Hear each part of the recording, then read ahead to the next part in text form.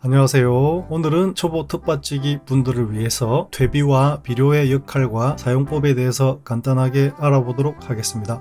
작물을 파종하기 전에 2월에서 3월에 가장 많이 하는 것이 토양 개량과 퇴비, 비료를 주고 땅을 갈아엎는 것입니다. 산성화된 토양의 중성 토양으로의 개량은 주로 배화석이나 석회고토를 이용하고요. 퇴비 주기 전에 10일에서 15일 전에 단독으로 섞어 주셔야 됩니다. 산성 토양의 개량 관련 내용은 이전 영상을 보시면 되고, 처음 텃밭을 하시는 분들은 바로 다음 내용으로 넘어가시면 됩니다. 텃밭에 사용하는 거름과 비료는 퇴비, NPK 비료, NK 비료, 요소 비료, 유박 등 수많은 종류가 있습니다. 자, 그럼 오늘은 퇴비와 비료에 대해서만 알아보도록 하겠습니다. 첫째, 퇴비.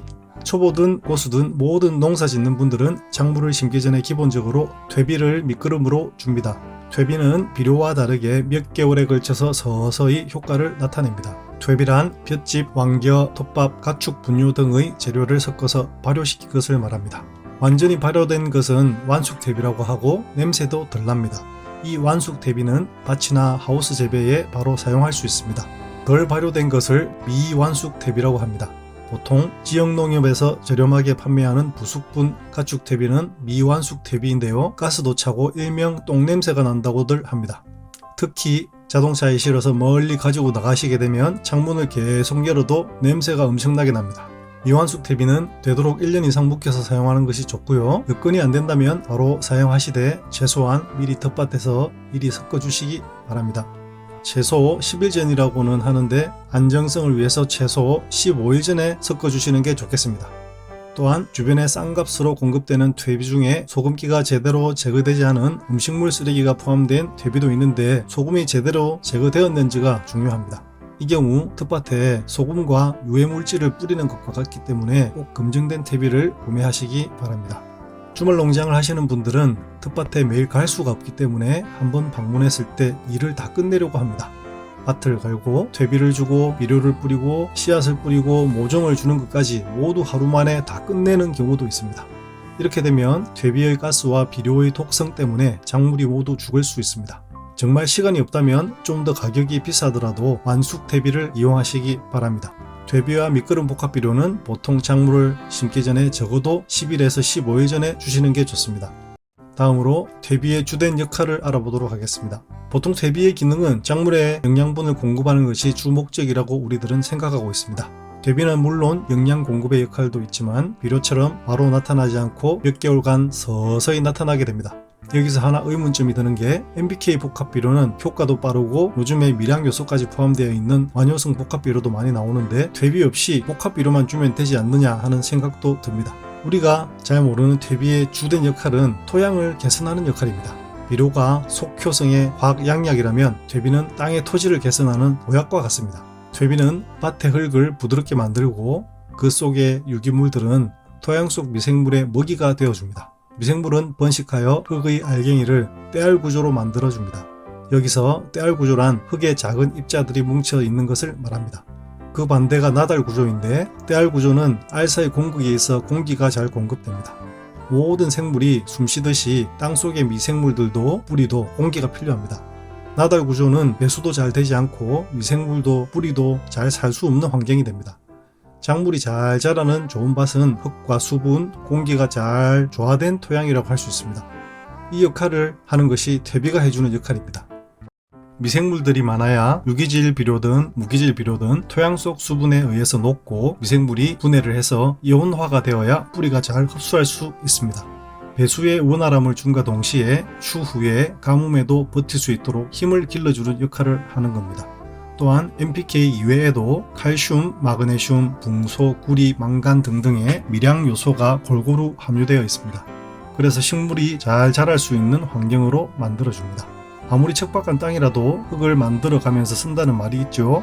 퇴비를 섞어주면서 개선을 하면 척박한 땅도 세월이 가면서 점점 통기성이 좋아지고 기름진 땅으로 바뀌는 겁니다. 두 번째, 화학비료. 화학비료는 작물이 눈에 띄게 성장하는데 아주 큰 도움을 주는데요. 많은 분들이 화학비료는 싫어하지만 화학비료를 주는 것과 안 주는 것의 작물의 성장 차이는 엄청납니다. 비료는 퇴비를 줄 때 같이 밑거름으로 쓰되 고추, 오이, 가지 같은 열매 채소에는 웃거름으로 때에 맞추어 추가적으로 비료를 줘야 됩니다. 단기간에 재배하는 채소 종류에는 사용하지 않거나 조금만 주시면 됩니다. 화학비료는 단기간에 큰 효과를 볼 수 있지만 퇴비처럼 토양 개선 효과는 없습니다. 비료는 질소, 인산, 칼리로 구성되는데요. 보통 NPK 비료라고 하죠. 질소, N, 질소는 요소라고 하는데 잎채소에 영향을 줍니다. 그리고 인산, P죠, P. 인산은 열매에 효과를 줍니다. 그리고 칼리, K죠. 칼리는 뿌리에 효과를 줍니다. 예를 들어서 고구마는 뿌리를 키우는 작물이기 때문에 고구마 전용 비료에는 칼리가 많이 들어있습니다. 사용법으로 질소는 밑거름, 웃거름으로 모두 사용 가능하고 인산, 칼리는 주로 밑거름으로 이용됩니다. 밑거름으로서는 NPK가 대표적인 경우고 웃거름으로 이용 가능한 것은 P가 빠진 NK 비료 그리고 질소 단독 성분의 요소 비료가 있습니다. 하지만 우리 초보분들은 퇴비와 NPK 복합 비료 밑거름만으로도 충분합니다. 웃거름으로 줄 경우에도 그냥 복합 비료를 쓰기도 합니다. 물론 초보 농부에만 한정해서 그렇습니다. 작은 텃밭에서는 20kg 포장 말고 1kg짜리 소포장된 복합 비료를 쓰시면 됩니다. 적정 사용량은 포장 뒤에 퇴비든 복합 비료든 포장 뒤에 다 표기가 되어 있습니다. 그것을 보시고 적정량을 주시는 게 제일 좋습니다. 그리고 작물을 심기 최소 10일에서 15일 전에 퇴비와 비료를 흙과 잘 섞어 주셔야 됩니다. 고추 같은 작물은 커가면서 양분을 많이 필요로 합니다. 복합 비료를 조금씩 추가로 줘야 됩니다. 요즘에는 돌멩이처럼 생겼고 서서히 녹는 고추 전용 고형 비료를 팝니다. 조개 모양으로 생겼는데요. 이걸 쓰시면 시간이 약 3개월 정도 되기 때문에 아주 편합니다. 고추와 고추 사이에 하나씩 2개씩 이렇게 꽂아 주시면 됩니다. 그 설명서대로 설명이 다 적혀 있습니다. 그리고 비료를 과하게 주면 땅에도 식물에도 오히려 독이 되기 때문에 정량 이상은 주면 안 됩니다. 또한 작물의 뿌리에 비료가 직접 닿게 되면 뿌리가 타버리고 작물이 죽을 수 있기 때문에 최소한 10에서 15cm가량 떨어지게 주어야 합니다. 요즘에는 3개월에서 6개월가량 지속되는 코팅 비료도 파는데 작물 뿌리에도 안전하고 효과가 지속되기 때문에 아주 편합니다. 이 부분은 다음에 소개해 드리도록 하겠습니다. 지금은 저렴한 퇴비와 소포장된 복합 비료 하나만 있으면 충분하게 초보분들은 텃밭 농사를 하실 수 있습니다. 해마다 작물 종류를 하나씩 늘려가면서 키우는 재미를 느끼시기 바랍니다.